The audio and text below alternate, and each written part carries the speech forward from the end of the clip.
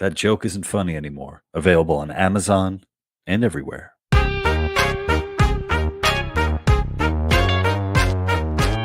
Hey guys, welcome back to the Lou Perez Podcast. I'm your host, Lou Perez, and I am joined by Matt Thornton. So not only is Matt a martial artist, he's the founder, president of Straight Blast Gym. He's also an author. He's got his book out. It's called The Gift of Violence. And I think even more impressive, this is his second appearance on my podcast. Matt, you're the first guest I've had who's been kind enough to come back. So thanks for coming back, man. I'm making history. There we go. So we haven't spoken in a little while. You were working on the book. For one, I absolutely love the title, "The Gift of Violence." It's provocative, and how did it come about? Did you come up with it, or did the editors? How'd that happen? I got to admit that the idea for that title came from a book agent I had. Okay. And she read my manuscript, and I think I had a couple working titles. One was 100 Lessons in Violence and different things like that. And she said, I think you should write about the gift of violence because it's provocative. And I like that. I also like the fact that it's kind of a play on what I think is, before my book, the best book that was written on the subject, which was The Gift of Fear by Gavin Becker, which I always recommend to people. So I thought, yeah, it's a perfect title. So we went with that. I'm not familiar with The Gift of Fear. Yeah, that's a great maybe book. talk a little bit about that. Yeah, sure. So Gavin Becker wrote that. I want to say it might be close to 30 years old now, 25 years old. But the premise of the book is very simple. He was an investigator, and he interviewed thousands of victims of crime. And inevitably what happens initially when they talk about it is they'll have a sense that everything happened very suddenly. You know, all of a sudden the perpetrator was upon them and they were attacked or something like that. But with careful questioning, and almost every single case, there was a long sequence of events that preceded that attack that the victim themselves either didn't notice or, and this is where the book becomes more poignant, tried to rationalize it away because they don't want that to be true. They don't want to think about people that way. They want to think of themselves as a good person, and people wouldn't do that. And they had all these internal instincts firing off in them, telling them all these alarm bells, telling them that something was wrong, and they overrode that. And then now all of a sudden they're in the presence of real fear, which is a choiceless thing because the threat is upon you. And I think that's a really important point because, like I talk about in the book, every one of us sitting here is an amazing survivor of incredible circumstances because every one of our ancestors procreated and lived long enough to procreate, and they didn't do that by being stupid. They did that by having really solid instincts for predators and for danger.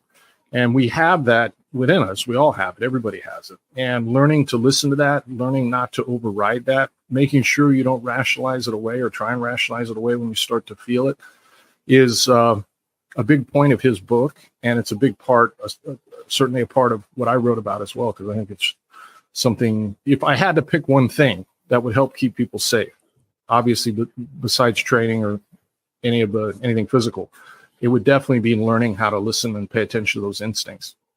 Mm-hmm.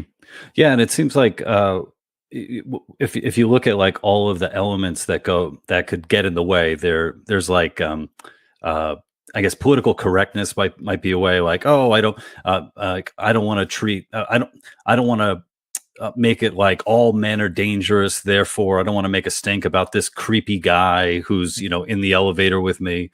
Or it could be something, just like alcohol, the amount of, drinking that goes into just impairing not only like your judgment, but your own, self-awareness and where you are and how people are interacting with you. And I've sort of found, like, as I've gotten older and I drink less and I don't go out that much, I'm starting to become like really old where I'm like, oh man, I can't believe people are still going out at like 10:30 at night and like, there's nothing but trouble that would happen at that hour. Meanwhile, it's like, come on, old man, you were there yourself, right?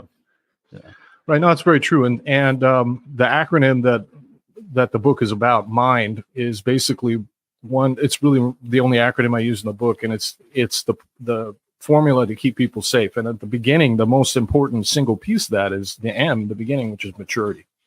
Mm-hmm. And when you look at the data again, a lot of people don't realize most of the perpetrators of these violent crimes are young. So the typical age of an offender is going to be between 17 and 22, and it kind of peaks at 19 and 20. And then that's true of everything: rape, armed robbery, assault. And after you get about 23, 24, it starts to dramatically drop off. So the people who are committing these crimes are overwhelmingly young men.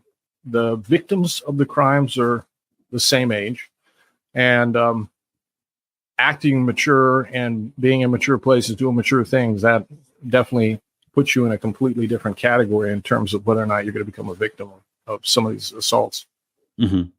And I have to admit, like, I think one of my version of junk food, and I know a lot of people, like, they'll have like their junk TV watching, or they'll watch like reality TV. And for me, my junk food is watching basically videos online, whether it's on YouTube or on Twitter, of just public fights. Yeah. And it's something where I'm like, I should be asleep right now, but here's like another one. It's just an endless scroll of more and more people in public fighting. Mm-hmm. Oftentimes the people fighting don't know how to fight. No. Like it's so clear. And I'm just amazed at the, I don't know if it's like the assurance of bravado. I mean, you have a part in your book about bravado, like stepping into a fight and obviously have never thrown a punch before and thinking things are going to go your way. Like what's wrong with me? One, for kind of enjoying watching those videos, and then, what's wrong with the participants, or the, willing or non-willing. Yeah, it is like, it's almost like a car accident. You can't help but look, or a train accident. I've obviously done that as well. There's a couple things that stand out when you do that. In almost every single one of those fights, if one of the people involved knew how to do a guillotine choke, they would win every single one of those fights if you watch it, because there's inevitably a moment where somebody just has their head down and they're just flailing about. A simple guillotine choke would end that. And you realize, in a way, is a good thing, an optimistic thing, that the vast majority of people, thankfully, don't know how to fight. And this is true of men and young boys. Everybody wants to, especially men and young men especially, want to pretend that they can fight. They want other people to think that they can fight. It becomes really important in terms of how they self-identify. So it's not confusing as to why people would want to behave that way or engage in some of those assaults. I mean, it's almost a rite of passage, unfortunately, for a lot of young men, especially if they don't have another route, or they don't have strong male role models in their life, or fathers. But yeah, the vast majority of every single one of those encounters could be won if the other person had maybe 6 months of Brazilian Jiu-Jitsu training or a little bit of wrestling. And that would be enough. I mean, first of all, you can avoid most of those circumstances. But if you get caught in a circumstance where you can't, I think watching those videos should make people feel good after they've done a little bit of training, because you realize, okay, I would probably be okay in this particular circumstance. I'd be able to defend myself if I had to. Mm-hmm. And, with the Straight Blast Gym, I mean, you've been, teaching, Brazilian Jiu-Jitsu and self-defense and training, actual professional fighters for so long. With the stuff that's been going on, because I think I remember you commenting about one video recently where you're like, oh, this would be over very quickly if this guy knew how to put a choke in. With what we've been seeing, like, with chokes in particular, and I'm thinking specifically about the incident in the New York City subway a little while back, and I don't know all the details of it, but a young man, he's a Marine. He's going to be going to trial for some form of murder or manslaughter or something like that. Yeah. And meanwhile, when I've been in my training with jiu-jitsu, it's always like, that's like almost the nicest thing someone can do to you, is just choke you unconscious, leave you alone, and then move away. And I wonder if incidents like that are going to kind of put a stink on grappling in general, even as like a self-defense. Yeah, no, I worry about that as well. Even more than that, with that particular case, which I think is a bit of a travesty. I don't think he should have been brought up on charges at all. Again, I only know what I've read in the press, like you and everybody else has. So maybe there's details about that incident that I'm not privileged to. But from what I saw, that was somebody who was trying to defend other people. And if you put somebody like that in jail, they wind up getting arrested for that. The only people who are going to be hurt primarily by that are the most vulnerable, the people that would be on that train, the elderly. I mean, the guy that he choked had a long arrest record, including just randomly walking up to an elderly woman and breaking her eye socket. Yeah. And those are the kind of people who are going to be hurt in those circumstances, because the next time he starts threatening people on a train, and my understanding of that situation is multiple people called 911. And I think it takes a lot for multiple New Yorkers to call 911. Yeah. They're not one to panic. So obviously he was scaring people. And the next time something like that happens, who's going to step up? Who's going to step up and say no and defend the elderly woman or the other person that's too vulnerable to defend themselves? As far as the choke, I am very skeptical that had anything to do with this guy's death. Again, I don't know all the details, but if you're going to kill somebody with a choke, you have to hold it for a certain amount of time. And my understanding was when they got to the next stop on the subway, the police were there. The guy was awake. He wasn't dead. Oh, wow. And the pictures I saw weren't even a choke, but just what we call a harness. And he was on his back with a harness control. And there were two other men, that were also helping him restrain this guy. So I think a lot of times you have things like excited delirium or drug use or fentanyl, or there's all kinds of other things that go into some of these situations. And I'm skeptical that his actions led to that guy's death. But even more to the point, I think it's pretty clear he was trying to defend other people. And there were people in that situation stuck on that tube who were afraid of being hurt. And, somebody that steps up like that and does the right thing and tries to restrain a bad guy like that, I think that's somebody that we should be giving him a medal, not arresting him. Yeah. And I remember reading a lot of the commentary of people who were, either of the mind of like, there are other things you could have done to restrain this guy. And it's like, I have a 3-year-old and I have a 2-year-old, or soon to be 2-year-old. And even just restraining them is a difficult job if they're squirming and moving around. So now, go from someone who's 25 pounds to a fully grown man. It's like, it's really, really tough to restrain somebody, especially if you don't have training. It's super hard. And then you get somebody whose adrenaline is going, and he may or may not have been high on who knows what, but just adrenaline alone, it can take 4 or 5 large men to hold somebody down like that. Yeah. And if you think about a violent altercation like that, once it turns physical, if the other person's not going to go away, if they're not going to give up and walk away, and you have to end that fight, the only way you're going to end that is by so much head trauma that the other person goes unconscious. In other words, striking them until they're unconscious and knocked out, or putting a choke on them. And when you put a blood choke on them, you go 1, 2, 3, and then they fall asleep. And it's the most humane, painless, safest possible way you can defend yourself in a situation like that. Compare it to having to sit there and elbow the guy in the face until, he's no longer awake. So between those two things, the choke is safer for the person doing it, and it's almost in every case safer for the suspect as well. But unfortunately, because of situations like this, because of moral panic, because of ignorance about how physical altercations work, there's a lot of police departments that can't even use those holds anymore. Yeah, but there's definitely the cops are no longer to able to use that, and then the police who've never even trained to begin with. Like those are another set of videos that I watch where it's like 3 or 4 police officers trying to take down somebody, and it's like, man, if they had even just like a basic wrestling takedown, they could this situation could be a lot more humane. Yeah, here in Oregon, people don't realize, but I was out at the training center here in Portland talking to the guys a few months ago, and they only get a few hours a year, like literally 4 or 5 hours a year at most, that they get defensive tactics training, and that's it. and they'll get 4 or 5 hours at the academy, and then they're put onto the street. And so if they don't train themselves, if they don't take it upon themselves to train, which I think every police officer should, considering that's your job, but if they don't, they're not going to get much, if any, training at all. And that's what you're going to wind up. You're going to wind up people maybe escalating and going to deadly force in situations where they might otherwise not need to. But sadly, because of what's happened with the defund the police movement and what we had here in Portland, they're so understaffed that even the people they want to train and they want to bring people in and get the officers trained, you can't pull them off the street to get them training on the mat, a couple times a month, because they can't take them off patrol.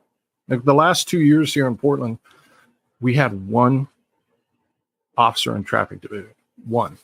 And the last 2 years in Portland, we had record high traffic fatalities. Go figure, right? Because nobody's getting pulled over. There's no traffic enforcement. Nobody's getting a speeding ticket. Nobody's getting a ticket for running a red light. They're so understaffed. And so even though they want to get the officers training and the officers want the training, unless they're training on their off time, they can't get it. And everything that's happened since George Floyd has made every one of those circumstances worse. It's worse. Again, I hate to keep repeating myself, but it's worse for the people who are most vulnerable. It's worse for the people in the neighborhoods that are supposedly the ones that the people who were marching in the BLM rallies were there to protect, and it's had just the opposite effect.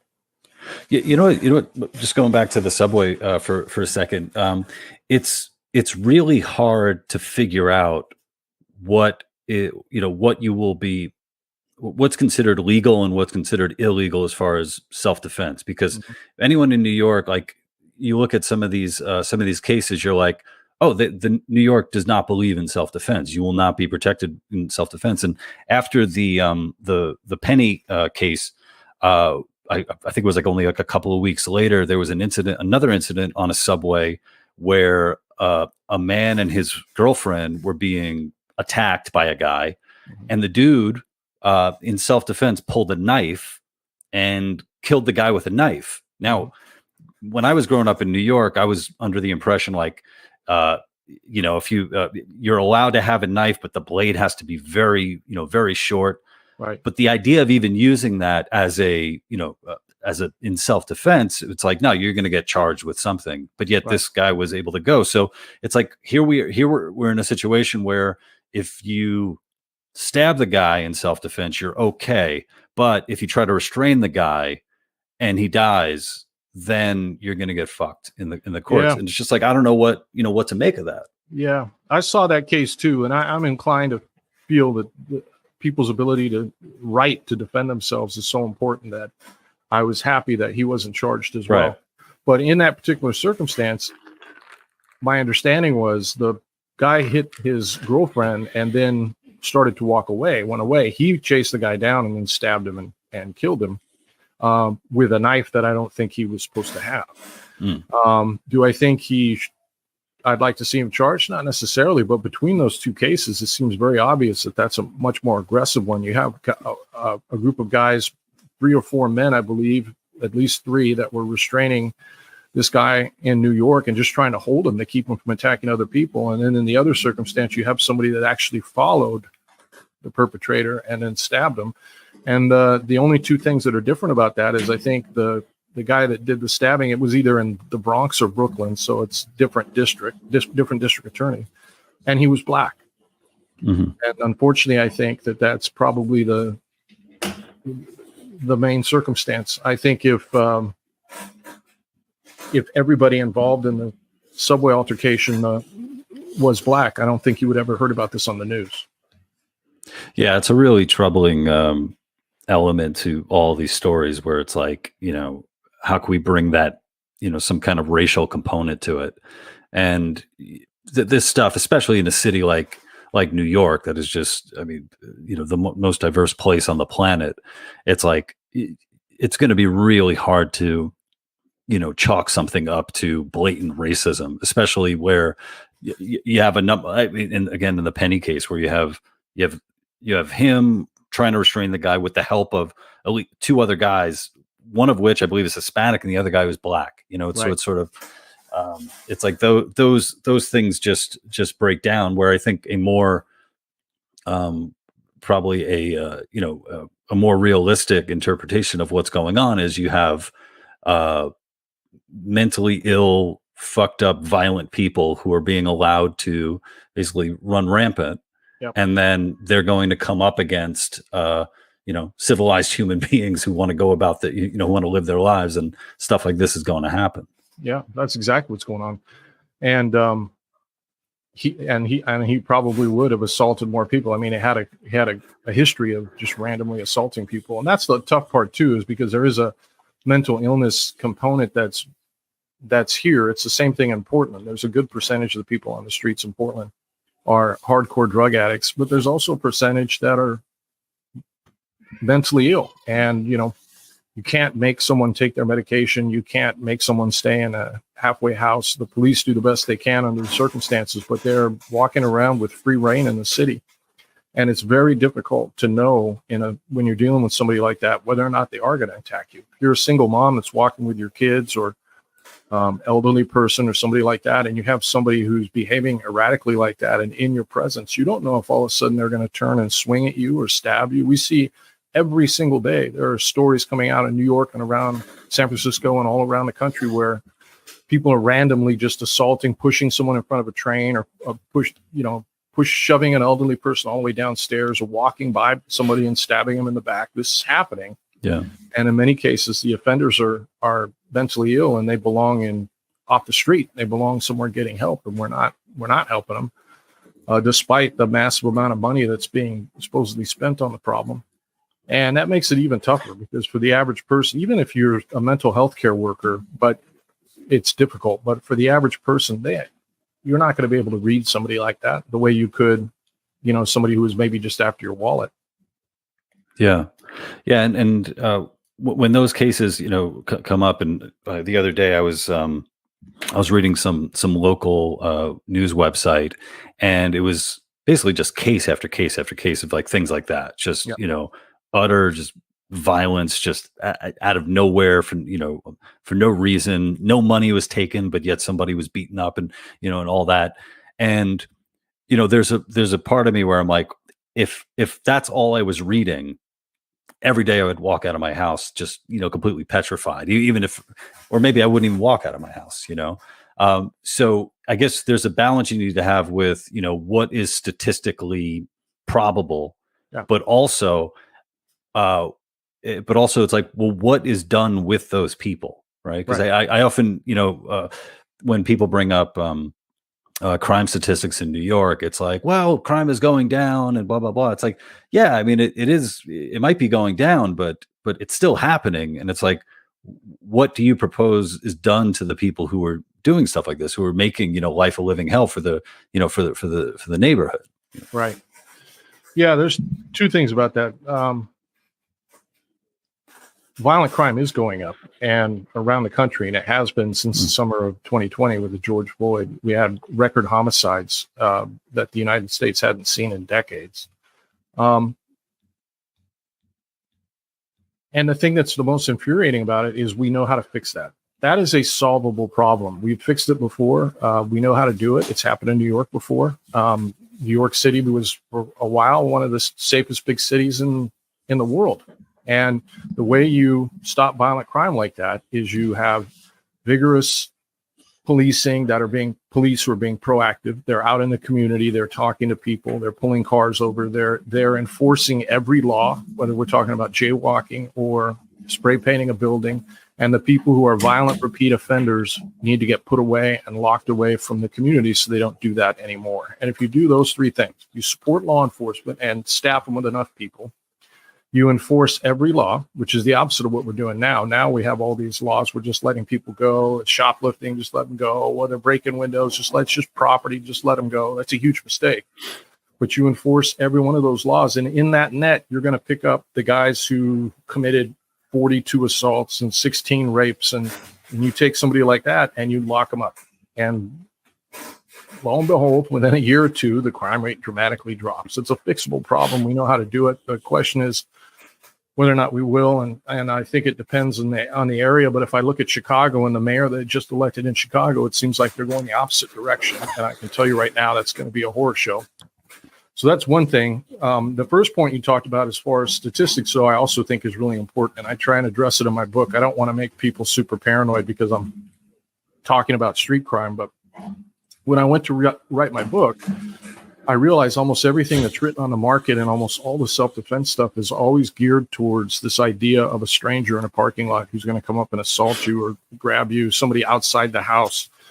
And the vast majority of all violent crime is committed by people you know. And I think that's an important thing for people to understand. It's true, not just of women and children, but men as well. And so patrolling the boundaries of your own life and making sure you don't have those kind of, I call them character disorder in the book, but making sure you don't have people like that around you is the most important step. And then when you go outside, now you've dramatically lowered the odds, and now you're talking about street crime. And most places in the United States are still relatively safe, but it's there, and you still have to pay attention and be aware of your surroundings, because every day, people are being hurt. Yeah, the new mayor in Chicago, I guess the latest thing that I heard about him is that he was very offended that members of the press were referring to these mobs of teenagers that were, that were rioting. He was offended that they referred to them as mobs rather than large gatherings, and right. he actually said, like, they're not little Al Capones. Right. So this guy, you're dealing with a mayor who doesn't even know that one of the definitions of mob is a large violent gathering of people. He actually thought that they were comparing them to Al Capone or mafia. Just He's insane. Completely delusional. Unfortunately, this morning I turned on the news and I saw it. I believe it was in Chicago. You had a little 8 or 9 year old girl who somebody just walked up on the street and just shot her in the head and killed her. Just another day there. So we'll see what the mayor has to say about that. There's a conservative journalist, Heather McDonald, who I think it's one of her beats. It's one of the most unfortunate beats that she's written on. It's just the amount of children that are murdered in these cities. We have a lot of the stuff, a lot of the cases that make it to the headlines or involve adults.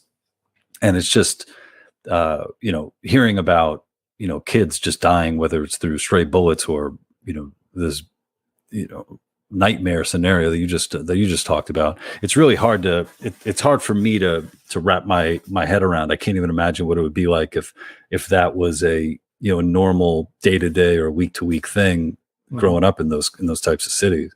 Yeah, it's heartbreaking. And I'm a father of 6 kids, and the last thing you want to even think about as a father is something happening to your kids.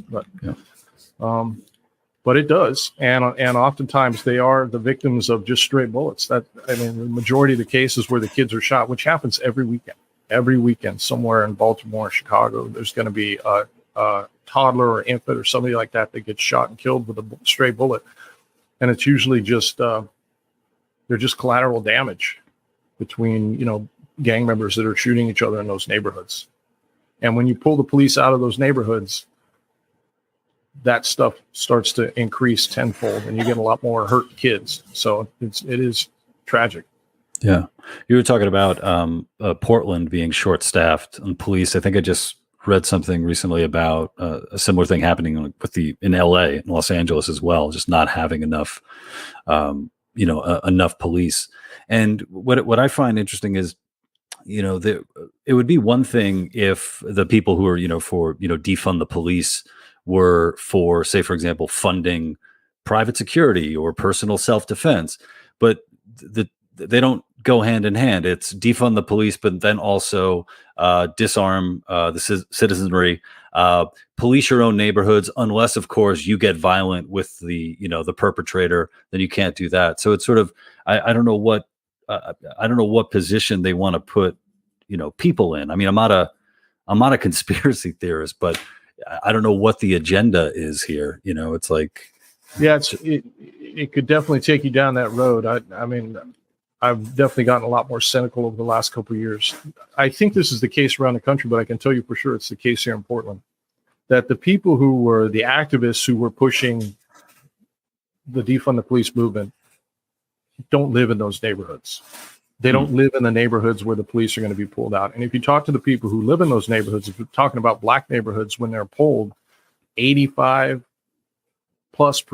want more increased police presence in their neighborhood, not less. So overwhelmingly, they're asking for police. It's here in Portland, it's wealthy, upper middle class, spoiled white kids who would go into those neighborhoods and attempt to burn down the police station over and over again and wind up burning down one or two black businesses. And that's what they're doing. And they have no idea about what they're doing or why they're doing it. And they're not subject to the consequences of it. And a lot of the voters who vote for these progressive policies have the ability to live in areas that do have private security, or in areas where, there is going to be an increased police presence. They're not living in a neighborhood where the 8-year-old gets shot in a drive-by. And so in a lot of ways, they're immune from the consequences of their own policies, which is part of the problem. And the only reason I think I hope, changing just a little bit now is it's gotten so bad that it's starting to affect them. It's starting to affect their neighborhoods to the point where they're noticing. And as soon as that happens, they will be screaming for a more increased police presence. Are there any more autonomous zones happening? No, and that was insane. We had a whole 3 or 4 blocks that were just, people don't realize, were just taken over, and we had guys walking around with assault rifles, Antifa dorks walking around with assault rifles, preventing people from going in and out. And the fact that we allowed that blew my mind. Well, that's the thing. Yeah. Businesses and apartment complexes that were trapped in there. I think that I remember reading about there must be some lawsuits happening with I think it was between some of the businesses basically suing the city and be like, hey, you guys we're supposed to prevent this kind of thing from happening. What's Right. going on? Right. Yeah. If your government can't prevent a couple of people armed with assault rifles taking over a whole neighborhood, then you need a new government. I mean, that's the bare minimum of what I would hope for from our government, and we're not meeting that standard. So it really is a problem. And it's not like they're not giving a lot of money. That Portland has one of the highest tax rates in the country. I can tell you as a business owner here, we pay taxes on everything, and where that money goes is certainly not to public safety. Yeah. That there was there's a video that's been going around. It went viral. It's of a woman in a different city in San Francisco who she recorded herself telling this story about, I guess, earlier in the day she went outside and a homeless dude bum spit in her face and said something along the lines of I'll rape you or something like that. And it's a horrible, horrible thing to hear.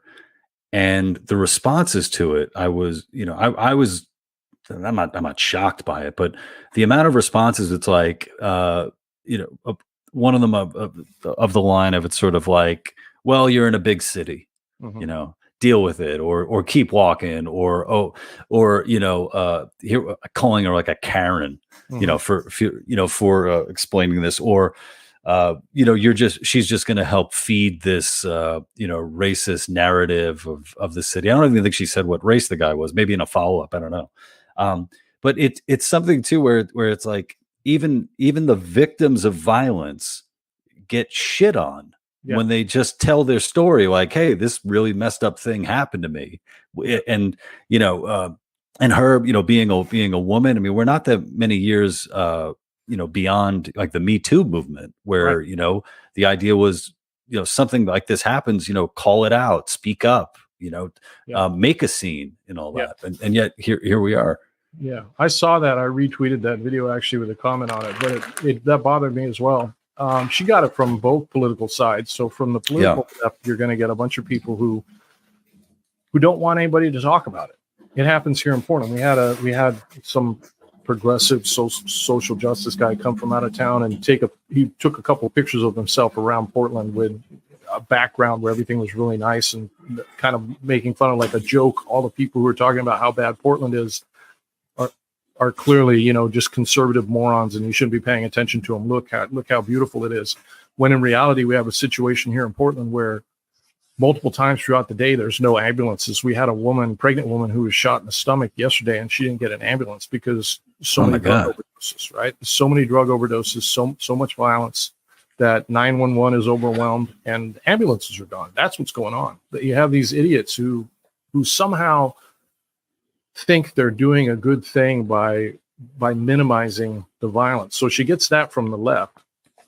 And then unfortunately on the right too, I see conservative people that I think sometimes make a huge mistake when they will jump on somebody like that and say, well, you voted for it. Right.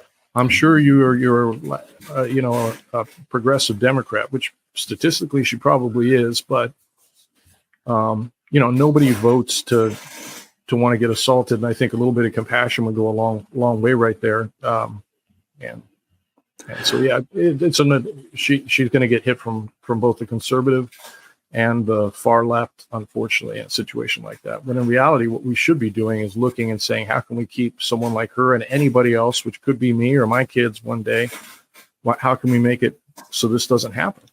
Yeah. That's what we should be thinking about.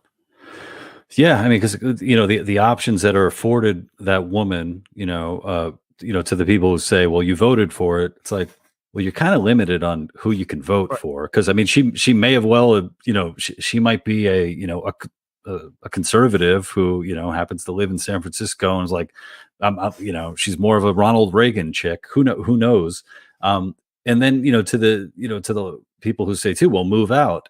Moving out is a really tough thing. It's a really difficult thing for people to do. Yeah.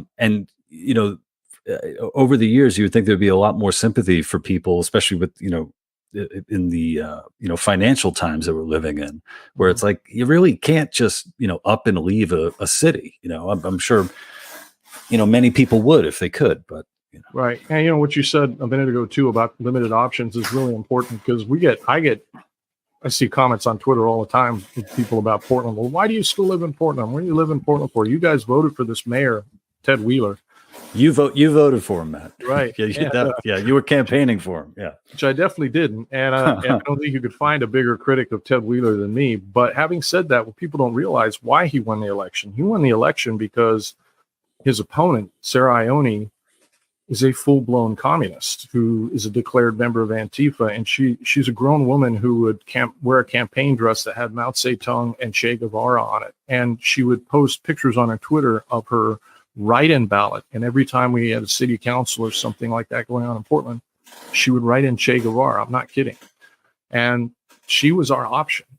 So it was her, Ted Wheeler. So I have to admit that, myself and every other human being in Portland that's somewhat sane were praying that Ted Wheeler won that election. Otherwise, we'd have some communist lunatic in charge. So it really, we have to be talking about how to get sensible adults to run for public office as well, because a lot of times that really is just the case. Who do I have to pick from here? Yeah. So, so maybe. What are the solutions? Because I think with your book, I think a lot of people on the individual level can get a lot out of it, and hopefully it inspires people to start training as well. Whether it's at Straight Blast Gym or other Brazilian Jiu-Jitsu schools. But yeah, what can we do? Because I look around, I'm like, man, I don't know what I can do beyond, for me and my family, maybe the people who like to, listen to me have a conversation, Yeah. Yeah, it's a good question. So the book's not a public policy book. The book is very specifically a book about how to keep yourself and the people that you love safe. And so somebody who's interested in doing that, what I try to do is write one book where everything I think you need to know to be able to keep yourself and the people you love safe is there. And so people who want to keep themselves and their family and know how to navigate the circumstances and who commits crimes and where they're committing crimes, why they're committing crimes, and how you can protect yourself from all of it is in that book. And then, of course, there's also a call to come train combat sport, some kind of combat sport, because I believe in my soul that that's good for everybody. And it's gonna help them as well. And of course, if things ever turn physical, it would be helpful. But the vast majority, it's not a martial arts training book. It's a book about information on how to keep yourself safe. Having said that, I think there are breadcrumbs throughout the book because the book is filled with citations as to what we can do as far as public policy as well, even though that wasn't the point of the book. And you have basically two things. So you have short-term and long-term. Short-term, and here's the good news, if there is such a thing as it when it comes to this topic, is we do know how to fix this. I don't want anybody to think that this is a mystery, like, oh, it's such a complicated problem, we don't know how to fix it. We know how to fix it. Short term, you put a lot more police officers on the street and you let them engage in proactive policing. If you don't go after crime, crime's going to come after you. That means you let them patrol in the neighborhoods where these shootings are happening. You let them pull people over. You let them have gang enforcement teams. The first thing they did here in Portland was they got rid of the gang violence response team. And the next year, homicides and shootings tripled. That's not an accident. The clear line between policy and action. This is what happened as a direct result of that policy. So, number one, you put the officers on the street. That's getting increasingly hard to do because nobody wants to be a police officer. Nobody wants to be a police officer in this environment. I would want my son to be a police officer in Portland because the way he would be treated by a good percentage of the people here. All the good officers who have a chance to retire are retiring. And a lot of them who would otherwise stay on the job for the next 5 or 10 years to get more retirement are leaving early because they want to get out of the work. And whereas before you'd have thousands of people apply for a job at Portland PD, you're down to maybe 100 or 50 applicants at most. And so we're getting worse candidates. The quality of the type of police officer we're getting has actually diminished as well. So number one, we have to stop that. We've got to get good people working in law enforcement and put them on the street. That's number one. Number two, got to enforce all the laws. This idea where, you're going to let them commit shoplifting and let them, pitch tents on a freeway over ramp or, put a drug camp in front of a business or walk through Rite Aid with a garbage can and fill it up because these are nonviolent. That's not how it works. Broken windows policing worked. It worked in New York. It works. It's worked everywhere it's been tried. You enforce the laws. And then three, when you run across repeat violent offenders, you need to lock them up and you need to pull them off the street. Because the vast majority of the real heinous violent crimes we see are committed by a very small percentage of violent criminal actors who are repeat offenders. And if you take them out of the community, it stops happening. And right now we have a revolving door, cashless bail. They're just in and out, in and out, in and out until they eventually kill somebody. That's what's happening. And when you see one of these assaults, when you see somebody get pushed in front of the train or somebody get stabbed in the head or something like that, I can guarantee you the person who did that has a long list of 20 or 30 previous felonies and had no business being on the street, but they were released and put back in the street anyway. Do those three things and you will see a dramatic, major drop in violent crime. That's short term. Long term, the biggest correlation that I've found for violent crime isn't poverty. People aren't committing violent crime because they're hungry or they need money. It's not about making money from the drug trade. If you really want to control violent crime, you have to pay attention to out-of-wedlock birth rates. Because the common denominator amongst all this is you basically have fatherless young boys murdering fatherless young boys over petty issues of status. You have people who are mentally ill. You have violent criminal actors like the burglars and things like that do it for a living. But a lot of this is fatherless young men shooting and killing or attacking other fatherless young men over petty issues related to status. And we're talking about less money than they would make working at McDonald's. And that's what's going on. So I think at long term, we have to look at any public policies that encourage,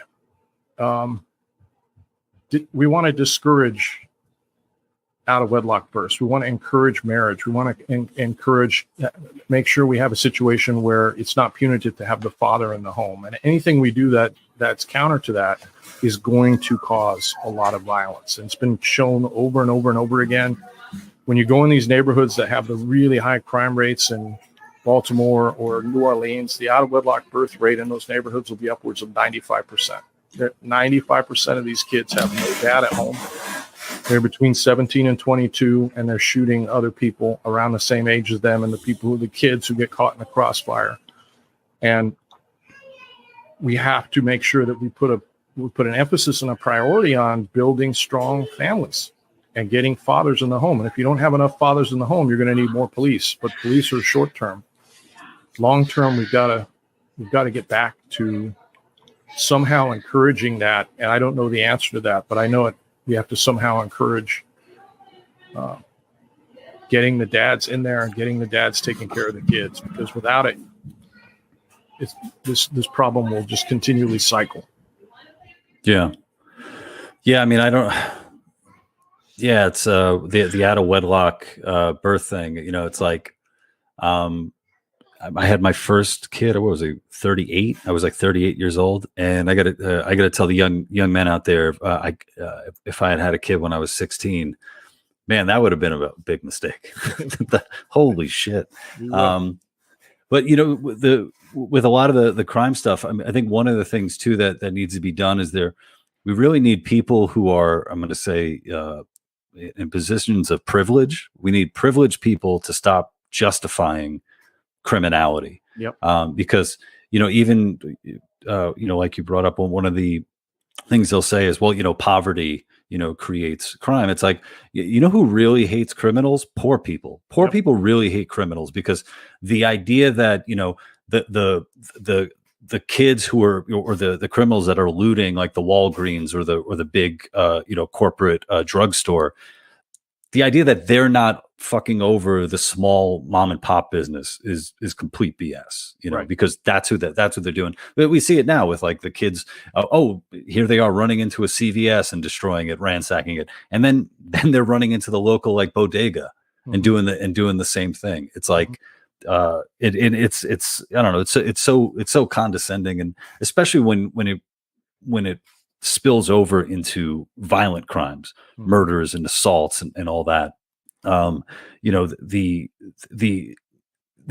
something where it's like, if you want me to lose like all compassion for you, become a violent person, do violence, and I lose all compassion for you. I don't care what your backstory is, or, and all that.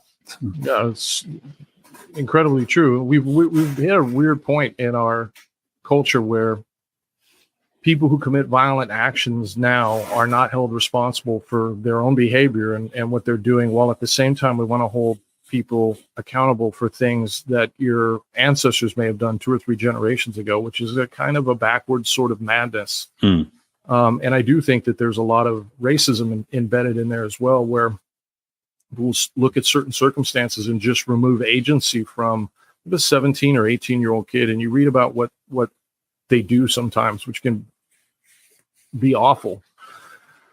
They're responsible for that behavior. And if you don't treat them like responsible agents, nobody is going to be helped by that. And you can't fix a problem you misdiagnose. When you had all the violence going on in the subways and you had people being pushed in front of the trains and whatnot, and I'd hear AOC come on and she would say, well, that's because they're hungry and they want to eat. It's got fuck all to do with them hungry and they want to eat. The people who are perpetrating these violent crimes aren't hungry. They're not robbing these stores because they need to put food on the table for their kids. It's not Les Miserables. So, I mean, she has such a naive take on where violence comes from that it makes me very pessimistic that the problem can be solved when we have people like that in office, because you have to have people who understand what this is really about. And this is about out of control young men who don't have fathers in the home, looking for an identity, and then gathering together with other out of control young men and in packs, creating mayhem and robbing stores and joining mobs and hurting people. And then it eventually cycles into multiple felonies until they eventually kill someone. And that's what's happening. It's got nothing to do with being hungry. Yeah. I'm trying to think back. I'm like, maybe a good idea is to encourage small groups of friends. Like, hey, all you need is like 1 or 2 friends. If anything over 6, like you gotta walk the other way. I'm thinking is that when I growing up, I used to play ice hockey, and I'm just thinking, my hockey team, did we ever do anything crazy like that? I don't think we ever did anything like that. Switching gears just a little bit. You also have a podcast with Pete Boghossian, and it's is it All Things Reconsidered? Is that Yeah? All Things Reconsidered, All which Things is Reconsidered, yeah. which is yeah. Maybe you could just talk a little bit about that. Yeah. That was Pete's idea, which was genius. It was painful in one sense that, we did 2 seasons of it. I think that's it for that particular show. But the painful part about it was having to listen to NPR. So both of us were forced to listen to NPR for a while. And I had ceased listening to NPR multiple years ago because I realized that I would have to count the seconds before I would hear somebody mention racism or something like that. And I'd have to turn NPR off, and it had just become insane. And he said, let's do a show where we'll just actually dissect the news and their breakdown of the news. And then we'll bring in the data and we'll talk about how skewed and insane it is. And it lived up to that. I mean, NPR is absolutely awful. So it was, in one sense, it's kind of fun, and some of it's kind of funny, and you can't help but laugh at some of it because it's so crazy. But in another sense, it's kind of sad that you had an institution like that maybe it was always like that, but I kind of look back on it, in the 80s, and it seemed like, NPR was always a little bit, coastal elite left, but it wasn't crazy.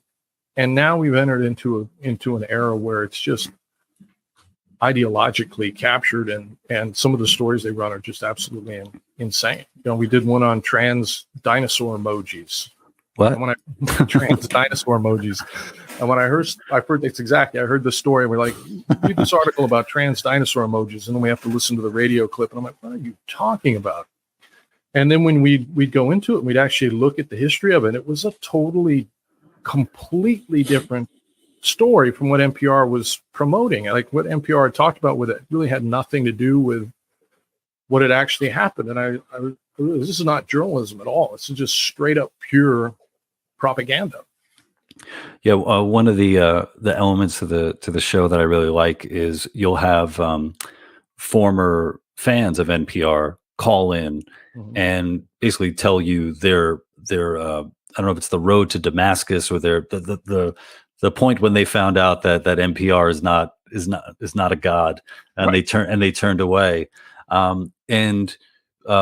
There's so many examples of people doing that. And I think what it highlights, though, is that there is a real hunger that most people have for just truth, for just what's reasonable. And I think one guy who called in, he said the moment that he knew he's I don't know if he was a primatologist or something like this, and he was listening to a whole NPR segment on the bonobos, who are the bonobos. Chimpanzees, I guess, a type of chimp, and they're given this. They're almost magical, like how they're perceived. Like they don't fight, they don't go to war. They're polyamorous. They'll if you're a stranger and you come in, they'll all have sex with you, and they all have oral sex and stuff. And you're like, oh my God, we should be more like the bonobos. It's possible to be like this. And the guy basically said, yeah, I studied this stuff. It's complete bullshit. Like they have wars, they fight, they do all this stuff. There are certain things about them that are, they might be more inclined towards, one way or another. And it's that thing of like being, you're hearing something that's supposed to, be expressing the truth, but then you're able to call out, the bullshit the bullshit detection. And I know in your book you have a bit on detecting bullshit. And maybe we could talk about that a little bit. Yeah. No, I think skepticism has always been a big part of my life, and martial arts skepticism in my own little weird niche of, a lot of people don't realize the majority of martial arts are bullshit and don't work. And there's a lot of superstition in martial arts, just like there is in religion and alternative medicine and that kind of stuff. So I've always kind of addressed critical thinking through that route and talked about it through the route of martial arts. But I do think it's important everywhere. That's why there's a chapter in the book on truth and epistemology, and take an evidence-based approach to everything, and try and look at things honestly and see them for what they actually are, so that we do have a chance to make improvements. And I think that's absolutely essential. And some of the stories on the example of the opposite of that from NPR, some of the stories were so bad. Their coverage of Kyle Rittenhouse, and just an overwhelming kind of weird obsession with race. Everything was about race on NPR every single time. And I've had the privilege of traveling all over the country, I've also been able to go all over the world.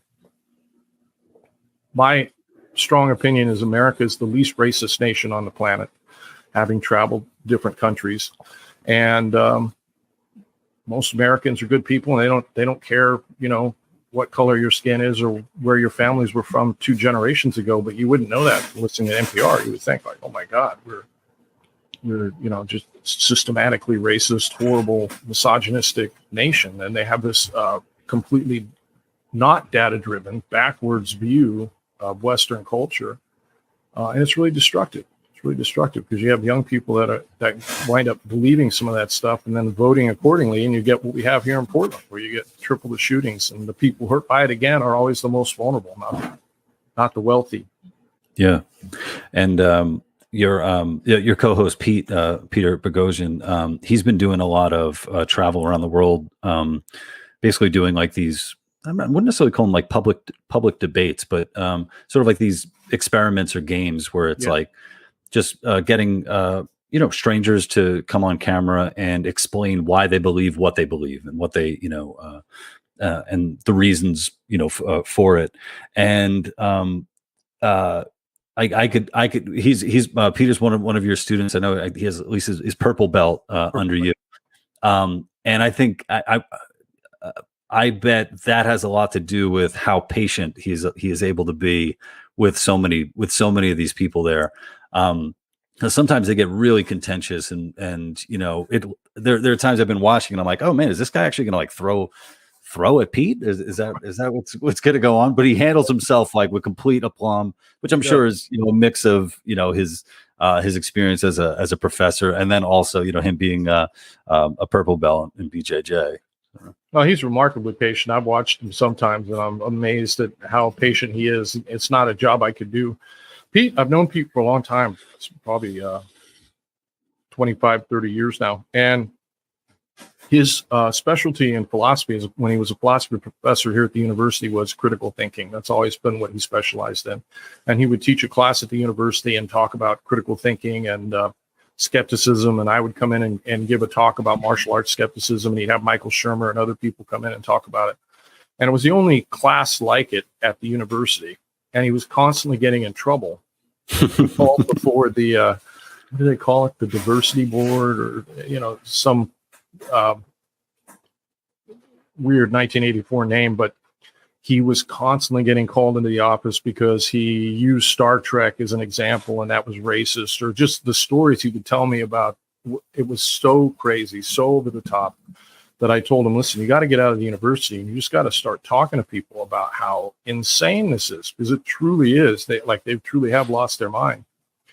And so he did, and I think it's been a lot less stressful for him, which I'm super glad. And I think he does a good job now. He gets to use his time and travel around the world. And his way of dealing with people is to use the Socratic method, which can be really good. It can come off, if you do it the wrong way, it can come off condescending. But he's not when he does it. He's always very sincere, and he's asking people their legitimate opinion, and he's just trying to plant a seed of doubt and see if he could get someone to admit to him that potentially they would change their belief on a certain amount of evidence. What is that evidence? What would it take for you, to think the opposite of what you're thinking now on this particular issue? And it is super interesting, and it really is a good public service. But he does have a way of infuriating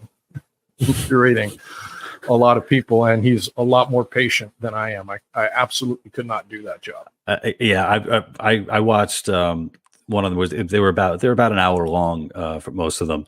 And I was just like shaking my head the whole time. I'm like, and just blowing out air. So we've been talking about local New York, Portland, Chicago. We've zoomed out a little bit about the U.S. One thing that I know you've been following are the UFO stuff that's happening, and it's interesting to hear because as a skeptic in Skeptic magazine and throughout, all the years, all I would read about as far as like skeptics would be just debunking everything that's going on. But I think you have a little bit more of an openness to this stuff. And what are your thoughts on basically what's been happening over the past, I don't know, a few weeks? It seems like more stuff has come out. Yeah. This is probably the first time I've actually, this is funny, is it's the only person that ever asked me about this. This is probably the first time I've ever talked about this, but, and Pete and some of my other friends are going on, don't post the UFO stuff, focus on your book. Don't talk about UFOs, but I can't help it. I'm so fascinated by the subject. I saw one. So I saw one when I first moved here in Portland, along with my ex-wife. Saw it very clearly. I'm not confused at all about what I saw in terms of, I don't know what it was, but I know what it wasn't. It wasn't a plane. It wasn't. And that just tends to change your perspective. The default perspective for skeptics is these people are either lying or they saw something else and they don't understand exactly what it is, because it's such an extraordinary claim that could not possibly be true. And then if you wind up seeing something like that yourself, it calls that into question. And then I think when I hear David Fravor or some of these Navy and Air Force pilots who had eyewitnesses to these things, I'm of the mind to believe them. Number one, all the incentives for these guys run the other direction. There is no good incentive, if you're a pilot especially, to want to land your plane and go tell your commanding officer and everybody else that you saw a flying Tic Tac or whatever. It's not good for your career, and it definitely has not been good for the career of people in the military in the past. So there's a huge stigma. And then in 2017, Leslie Kean wrote that famous article in the New York Times, where she talked about the NIDS and Bob Bigelow space program and how much money the U.S. government had poured into this and how seriously they were taking it, which piqued my curiosity. And to be honest with you, after I saw that UFO, which was in the early 90s when I first moved to Portland, I didn't tell anybody about it. I didn't talk about it. I never read about it. It's just like I just completely put it out of my mind, to the point where, to be honest with you, after a few years, I started to wonder if I'd actually seen it or maybe I'd imagined it. And then I sent my wife, who's now my ex-wife, a message, very vague message, and said, "Hey, do you remember seeing something on such and such day when we were on the roof of my apartment?" And then she wrote me back exactly what I had seen. So I had seen this, and then I think I just blocked it all out until 2017. I read this article by Leslie Kean. I got very curious about it. And so when I get curious about a subject like that, I tend to become obsessed and read dozens of books and watch dozens. It drives my wife crazy, because now for the next 3 years, all I'll be reading is UFO books, and she can't wrap her mind around how I can become so obsessed. But I probably read about 60 books on it. And I realized as I was reading those books, and the one that I always recommend to people who are interested most recently is In Plain Sight by Ross Coulthart, who's an investigative journalist from Australia, who wrote probably the best synopsis of the history and the evidence for UFOs going back to the 40s. And you have the FOIA documents that have come out from the government and from Russia and from China. And when you look at it, you realize there is this enormous mountain of evidence, a kind of evidence, much of it eyewitness documents, government documents. There is something going on that the military's been dealing with. They're not having potentially mid-air collisions with photographic anomalies. There's something up there that's being recorded that they're having to deal with. Just to come in just for a sec. There was only a few years ago that there was a documentary about this stuff where you had, officials from the military who were speaking on camera about this. Mm-hmm. And that was a real shock, because, most of the time you would hear this stuff just from loonies, from kooks. Right. And then here you had, people, talking about it. And then in that documentary, there were so many examples of fighter pilots mm-hmm. saying, "I don't know what the hell that is. Mm-hmm. I don't know what's going on. This thing is moving.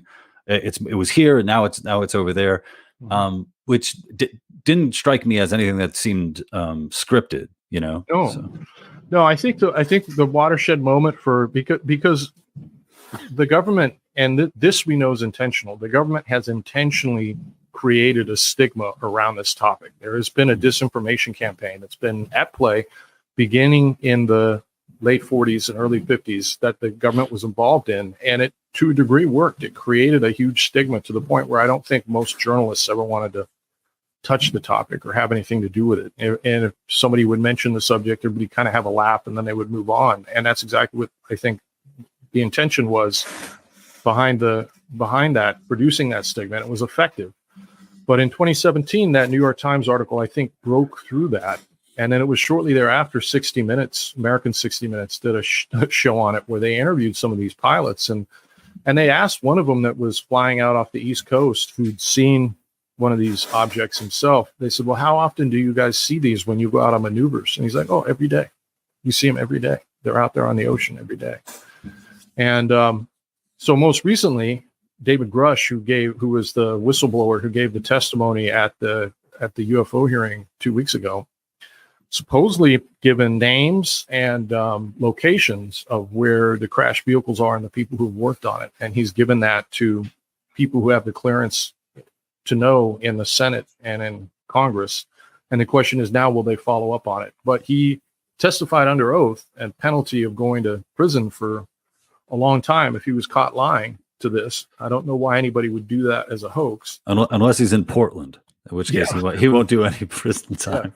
Yeah. But it's an exciting time because now this is in the official congressional record, and they're tasked. There's legislation now where they're tasked with actually investigating it and coming up with some answers. And so, I've had some fun conversations with Michael Shermer, who's a friend of mine.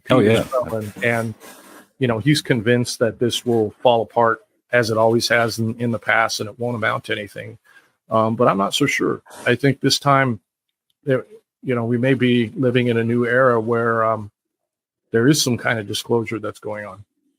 I wonder if what the response will be like, because I think it was around that time when the New York Times article came out. We had Twitter, and it seemed like it was something that it was a few retweets, and then we were back on whatever bullshit Trump was doing.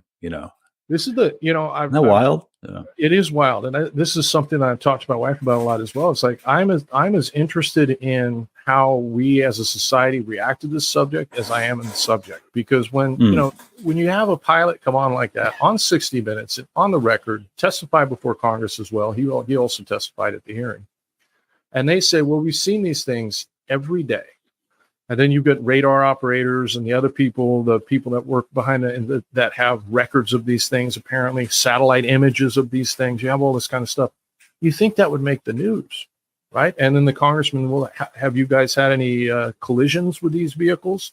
And then the guy goes, well, we've had, 16 near misses in the last. Why is that not the biggest news in the world right now?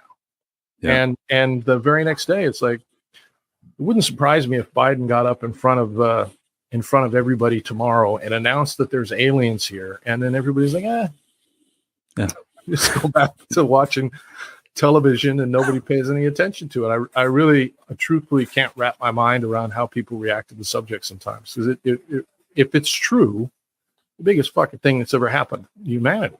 Yeah, and I, who was it? I think it was Neil deGrasse Tyson before he went a little too woke. He had brought up, it's UFOs, unidentified flying objects. So if you say, yeah, I saw an unidentified flying object, it's, reasonable. We don't know what that object was, whatever the military are interacting with up in the air, but it's funny because you still have to make that leap to say, this is alien craft. This is, are you ready to go there? Or? No. So what they will constantly remind everybody is, 95% of the time, all of these things have a prosaic explanation. Yes, it's 100% true. It's always been true. It's that 5% that we're interested in. It's not the 95%. I'm interested in the 5% that you don't have an explanation for. Even if you go back to Project Blue Book by J. Allen Hynek, they had a certain amount of cases that they just could not solve. And at the end of his career, when Project Blue Book wrapped up, he'd become a believer because he'd seen enough personal evidence himself. As far as what they are, aliens, interdimensional, time, I have no idea. I know what I saw. I know what it looked like. I don't know if it was piloted. Is it AI? Are there things inside there? The leap to these are extraterrestrial aliens from some particular faraway part of the galaxy. I don't know how anybody would come to that conclusion unless they have crashed and people have gotten bodies. But I don't know what these things are, and the people I know who are involved in the issue and on the ground journalists and stuff that are dealing with it, I don't know anybody that claims to know what it is either. That taken seriously, what they'll say, or what the military people say is, we don't know, but their technology seems to be doing things that are way beyond what we're capable of doing. That's what we do know. They can go underwater, they can go in space, they can travel at these enormous speeds and take these right-hand turns that would kill any pilot, alive today. And we have no idea how that was done. Yeah, that's about it. At the end of the month, August 31st, I host a show called The Wrong Take, and it's a live show in Rutherford, New Jersey. I wish you were going to be on the East Coast because that's the subject, UFOs. We're gonna be debating that. So a buddy of mine, Todd Seavey, he's gonna come from the Skeptic side, and then a comedian, Sean Donnelly, who's been big in UFOs for a while now. He's going to be coming from the other side, and it's a debate in that we disagree, but it should be a really fun time. But yeah, Matt, thank you so much once again, Matt. He's got his book out, The Gift of Violence, and I want to thank Matt for not only writing the book but also giving me the gift of his second appearance here on the Lou Perez Podcast. Matt, where can people check out your stuff? Thank you, Lou. I appreciate it. MattThornton.org is my website, or they can pick up the book on Amazon or Barnes & Noble, Indie Share, Gift of Violence, and I'm at Aliveness Ape on Twitter. Cool. And guys, if you pick up the book, please write a review of it, because that goes a long way on Amazon for sure. It helps with the algorithm.